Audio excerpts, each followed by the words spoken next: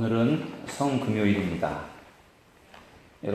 지금 여러분들께서 방금 전에 보신 동영상은 예수님께서 우리의 죄와 허물을 위해서 십자가에 달려 돌아가신 그러한 장면입니다. 십자가에서의 예수님의 죽음은 가장 고통스러운 그러한 처형 방법이었고, 또 우리가 본 그러한 내용을 통해서 여러분들도 예수님께서 얼마나 고통스럽게 돌아가셨는가 우리는 똑똑히 지켜보았습니다. 우리는 해마다 이 시간이 되면 예수님의 십자가에서의 죽으시는 그러한 장면을 우리가 영상을 통해 봅니다. 가장 고통스럽고 가장 슬픈 장면이지만 예수님의 저 죽음이 정말 의미가 있는 죽음이기 때문에 보기에 너무 끔찍하고 너무나도 잔인한 그러한 모습이지만, 그럼에도 불구하고 우리가 그 예수님의 십자가의 죽음을 보면서 우리가 깨닫는 것이 있는데, 예수님의 죽음 때문에 내가 살았다라는 것입니다. 내가 죽어야 되는데 예수님이 나를 위해 대신 죽으신 그 예수님의 그 죽음을 통해서 다시 한번 우리가 주님의 그 사랑을 깨닫고 발견하는 귀한 시간이 되기를 주의 이름으로 축원합니다. 예수님은 금요일 오전 9시에 십자가에 못 박히셨습니다. 그리고 금요일 오후 3시에 운명을 하셨습니다. 보통 십자가형은 이틀 3일씩 매달려 있다가 서서히 죽어가는 아주 고통스러운 처형법인데, 예수님은 그래도 불행 중 다행히도 십자가에 달린 지 6시간 만에 예수님은 운명하셨습니다. 십자가형은 유대인의 법에는 없는 처형법이고 로마인들의 법입니다. 가장 잔인하게, 가장 고통스럽게 처형하는 방법이 바로 십자가형입니다. 가장 예수님은 고통스러운 방법으로 그렇게 돌아가셨습니다. 그렇다면 예수님께서 왜 십자가에 달려 돌아가셨습니까? 왜 그렇게 가장 잔인한 방법으로 예수님은 십자가에 달려 돌아가셨습니까? 그것은 하나님의 뜻을 이루기 위함이었습니다. 예수님은 겟세마네 동산에서 기도하시면서 할 수만 있다면 이 잔이 내게서 지나가게 하옵소서, 그렇게 기도하셨습니다. 예수님도 육신을 가지고 있었기 때문에 예수님도 죽음에 대한 두려움이 있었던 겁니다. 더군다나 그냥 죽는 것도 아니고 십자가에 매달려 죽는다라고 하는 생각을 할 때 얼마나 끔찍하고 얼마나 무서웠겠습니까? 하나님의 아들이고 신이었지만 예수님이 육신을 가지고 있었기 때문에 죽음에 대한 두려움이 있었을 것입니다. 그래서 예수님이 정말 땀방울이 핏방울이 되도록 기도하시면서 할 수만 있다면 이 잔이 지나가게 하옵소서, 할 수만 있다면 십자가에 달려 죽는 것 이거 안 하면 좋겠습니다. 그렇게 예수님께서 기도하셨습니다. 그러나 예수님은 내 뜻대로 마시고 아버지의 뜻대로 되기를 원한다, 예수님께서 이렇게 기도하셨습니다. 내 뜻은 이 고난의 잔이 지나가기를 원하는 것인데, 그러나 그것은 나의 뜻이고 아버지의 뜻대로 되기를 원합니다. 아버지의 뜻이 이 십자가를 지고 내가 죽는 것이라면 제가 순종하겠습니다. 아버지의 뜻을 이루는 일에 제가 순종하겠습니다. 그것이 예수님의 기도였습니다. 예수님께서 십자가에 달려 돌아가신 중요한 이유는 바로 아버지의 뜻을 이루기 위해서 예수님이 십자가에 달려 돌아가신 것입니다.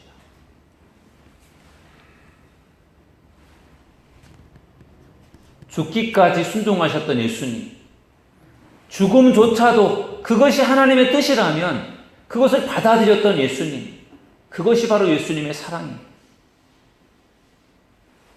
영상을 보시면서 어떤 생각이 들었습니까? 정말 고통스럽게 너무나 힘들게 십자가를 짊어지시는 예수님, 그분이 잘못해서 그런 것이 아니라 우리들의 죄 때문에, 우리들의 죄를 해결하기 위해서 예수님이 대신 제물이 되어주신 것입니다. 우리는 이 세상을 살아가는 동안에 하나님의 뜻에 순종하기보다는 나의 뜻을 이루어 달라고 우리가 하나님 앞에 떼를 쓰고 나의 뜻을 구하는 그런 때가 참 많습니다. 아버지 하나님의 뜻이 무엇입니까? 그 뜻을 받들어 그것을 따라 순종하기보다는 하나님 제가 원하는 것이 이것입니다. 하나님 제 뜻을 이루어 주세요. 그렇게 우리가 원하며 기도할 때가 얼마나 많습니까? 우리가 원하는 것을 이루는 것도 중요하겠죠. 그러나 그것보다 더 중요한 것은 하나님 아버지의 뜻을 이루는 것임을 여러분들 믿으시길 주의 이름으로 축원합니다.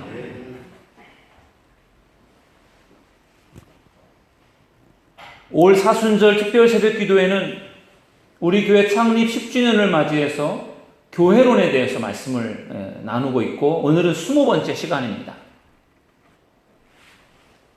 오늘 예수님의 십자가의 죽음이 하나님의 뜻인 것처럼 거기에 순종한 것처럼 우리가 하나님의 뜻 앞에 순종해야 되는 그러한 우리들은 하나님의 자녀들인데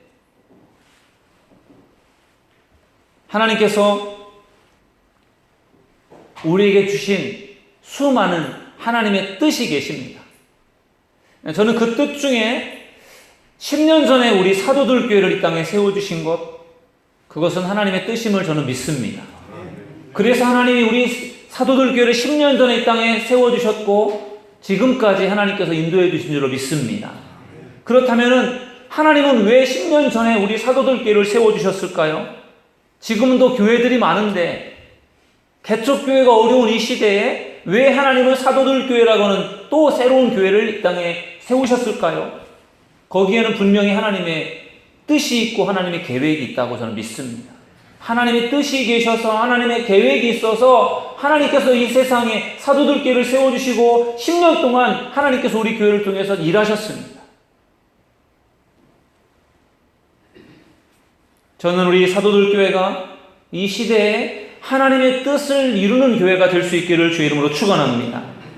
그 하나님의 뜻이 무엇이든지 간에 우리가 원하는 것, 우리가 바라고 소망하는 그것이 아니라 정말 하나님이 원하시고 기대하는 그 뜻, 그것을 이루어 드릴 수 있는 교회로 쓰임 받을 수 있기를 주의 이름으로 축원합니다. 우리가 정말 간절히 원하는 것이지만 하나님이 원하시는 것이 아니라면 그것을 포기할 수 있는 교회. 우리가 정말 하고 싶지 않은데 정말 우리에게는 그것이 너무나 힘들고 버거운 일이어서 우리가 하고 싶지 않다고 할지라도 그 일이 하나님의 뜻이라고 한다면 거기에 순종할 수 있는 저와 여러분 모두가 될 수 있기를 주의 이름으로 축원합니다. 그 일을 위해 하나님이 우리 교회를 세우셨다고 믿습니다. 교회들도 수없이 많은데 그 많고 많은 교회들 중에 또 하나의 교회가 아니라 하나님이 특별하게 계획하시고 하나님의 뜻을 이루기 위해서 세우신 교회, 많고 많은 교회들 중에 또 하나의 교회가 아니라 하나님이 특별한 계획 속에 하나님의 뜻을 이루기 위해서 세우신 교회, 사도들 교회가 그런 교회가 될 수 있기를 주의 이름으로 축원합니다. 성경에는 수많은 하나님의 뜻이 계시가 되어 있습니다. 하나님께서 하나님의 뜻을 말씀해 주셨어요. 이미 계시해 주신 하나님의 뜻이 있습니다. 그리고 앞으로도 하나님이 주실 하나님의 뜻이 계십니다. 오늘은 성경 말씀을 통해 하나님께서 우리에게 주신 뜻, 하나님의 뜻이 무엇인지 우리가 잘 알고 있는 말씀이지만 다시 한번 그 말씀을 같이 나누어 보려고 합니다. 우리가 오늘 읽은 데살로니가전서 5장 16절에서 18절의 말씀을 보면은 항상 기뻐하라, 쉬지 말고 기도하라, 범사에 감사하라, 이는 그리스도 예수 안에서 너희를 향한 하나님의 뜻이니라. 아멘. 이렇게 말씀하고 있습니다. 하나님의 뜻이라고 말씀하고 있습니다. 무엇이요? 항상 기뻐하는 것, 쉬지 말고 기도하는 것, 범사에 감사하는 것, 이 세 가지를 하나님의 뜻이라고 사도 바울이 고백하고 있습니다. 여러분, 하나님의 뜻은 기쁠 때에만 기뻐하는 것이 아닙니다. 하나님의 뜻은 항상 기뻐하는 것입니다. 기쁘지 않을 때에도 기뻐하는 것, 그것이 하나님의 뜻입니다. 하박국 선지자는 최악의 상황 속에서 그는 기쁨을 고백합니다. 하박국 3장 17절에서 18절의 말씀을 보면은 비록 무화과 나무가 무성하지 못하며 포도나무에 열매가 없으며 감람나무에 소출이 없으며 밭에 먹을 것이 없으며 우리의 양이 없으며 외양간에 소가 없을지라도 나는 여호와로 말미암아 즐거워하며 나의 구원의 하나님으로 말미암아 기뻐하리로다. 아멘. 하박국 선지자가 활동하던 시대는 북이스라엘이 북이스라엘은 이미 멸망을 했고 남유다도 멸망을 향해 가는 시대였습니다.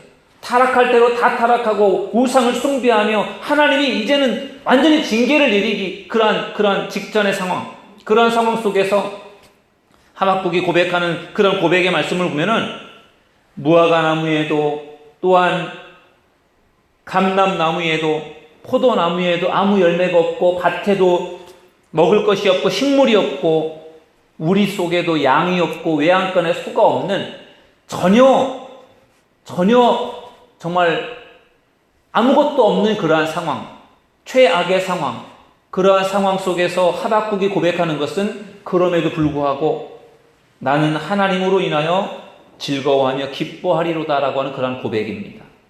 최악의 상황 속에서도 그럼에도 불구하고 고백하는 이 하박국의 고백이야말로 참으로 훌륭한 고백이라고 생각합니다. 우리는 환경을 보면서 내게 좋은 일이 있을 때 그것에 대해서 우리는 기뻐합니다. 그런데 하박국은 전혀 기뻐할 수 없는 상황 속에서 기뻐합니다. 왜냐? 하나님 때문에 기뻐한다라는 겁니다.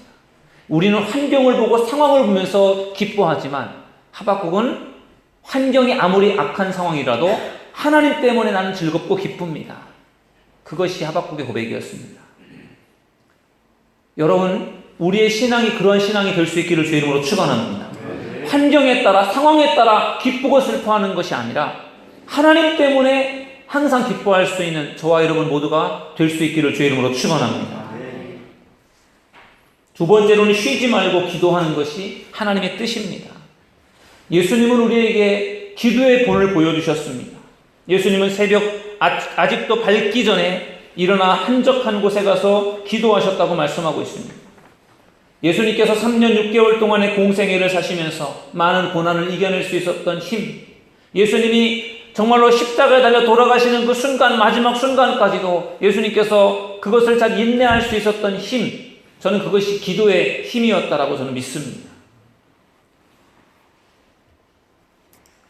새벽에도 기도하셨고 밤을 새워가며 기도하셨고 늘 수시로 기도하셨던 예수님의 그 기도의 습관, 기도의 능력이 예수님의 몸에 배어 있었고 그 기도가 예수님을 모든 것을 감당할 수 있게 하셨던 것입니다. 예수님께서 십자가에 달려 돌아가시기 직전에 겟세마네 동산에서 예수님이 기도하셨어요.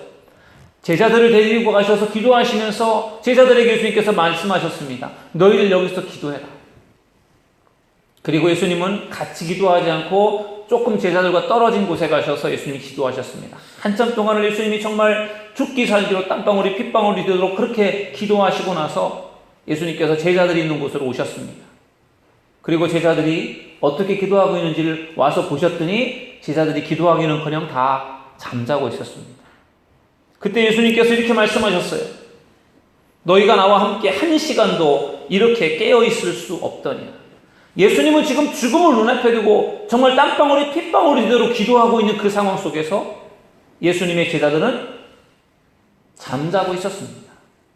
심각함을 아직 모르고 있는 것입니다. 예수님은 지금 정말 기도가 필요하고 예수님에게 무엇보다도 제자들의 중보 기도가 필요한 그 시간에 제자들은 잠자고 있었다는 것입니다. 예수님은 피땀 흘려가면서 정말로 땀방울이 핏방울이 될 정도로 그렇게 간절히 기도하고 있는 그 순간에 제자들은 잠자고 있었습니다. 여러분, 우리가 1년 중에서 가장 집중해서 기도할 수 있는 때가 언제일까요? 저는 아마도 사순절, 고난주간 이때가 우리가 가장 기도해야 될 때가 아닌가 싶습니다. 우리의 영성을 다시 한번 살려내고 우리가 다시 한번 회개하면서 하나님과 나와의 관계를 다시 한번 짚어보고 더 우리가 거룩하여지면서 더 주님과 긴밀하게 교제할 수 있는 시간, 그 시간이 아마도 이 사순절 또 고난주간이 아닌가 생각이 됩니다. 만약에 우리가 정말로 기도가 필요한 이때에 우리가 기도를 하지 않는다면 예수님께서 겟세마네 동산에서 잠자고 있는 제자들에게 찾아오셔서 너희가 1시간도 나와 함께 깨어 기도하지 못하느냐? 그렇게 제자들을 책망하신 것처럼 우리가 정말 기도가 필요한 이때 기도하지 않는다면 주님은 우리에게 그렇게 책망하실지도 모르겠습니다. 사랑하는 성도 여러분, 항상 깨어 기도하는 믿음의 성도님들이 되시기를 주의 이름으로 축원합니다. 예수님께서 십자가에 달려 돌아가시는 그 순간에 로마의 병정들이 밑에서 예수님을 비웃었어요. 너가 하나님의 아들이야? 너가 하나님의 아들이라면 한번 뛰어내려와 보지. 어떻게 하나님의 아들이 그렇게 무기력하게 죽을 수가 있어? 너가 신이라면 한번 너가 신인 것을 이때 한번 보여주면 어떻겠어? 말도 안 되네. 무슨 신의 아들이 뭐 저래? 하면서 그들이 비웃었습니다.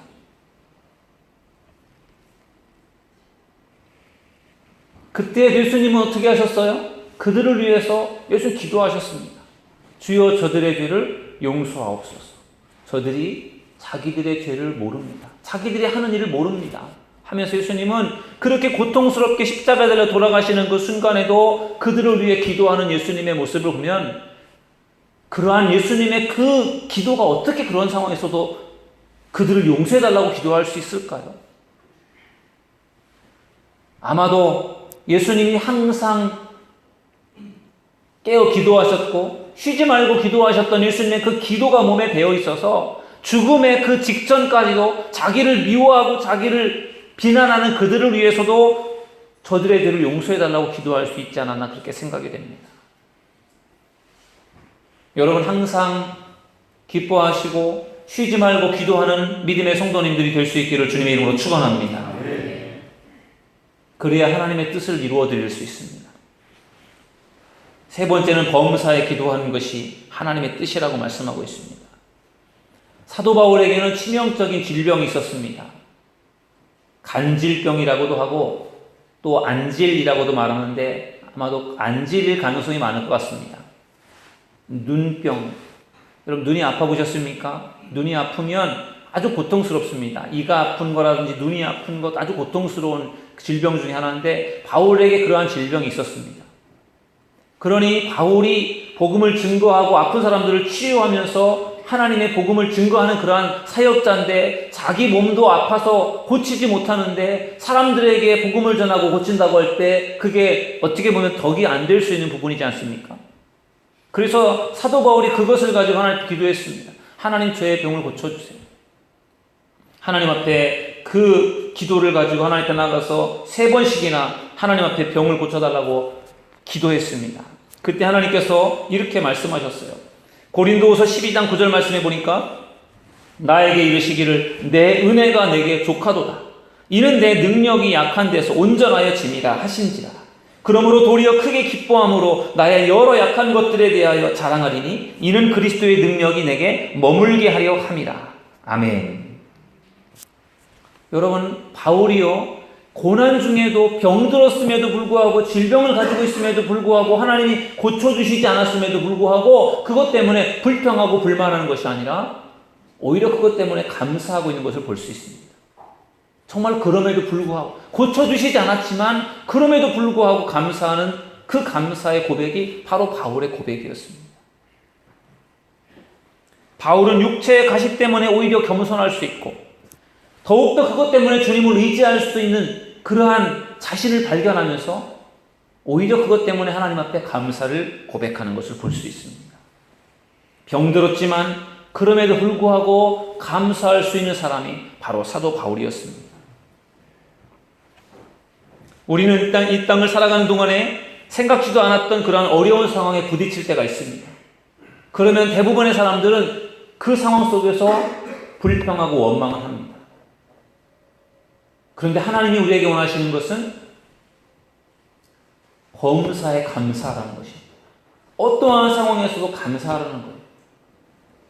참 인생을 살다 보니까 도저히 감사할 수 없는 일인데 나중에 돌아보니 그것도 감사한 일인 것을 알게 되더라고요. 그래서 어려운 일이 생기고 힘든 일이 생겼다고 해서 불평하고 원망하는 것이 아니라 거기에도 하나님의 뜻이 있다는 것을 우리 깊이 생각해 보아야 됩니다.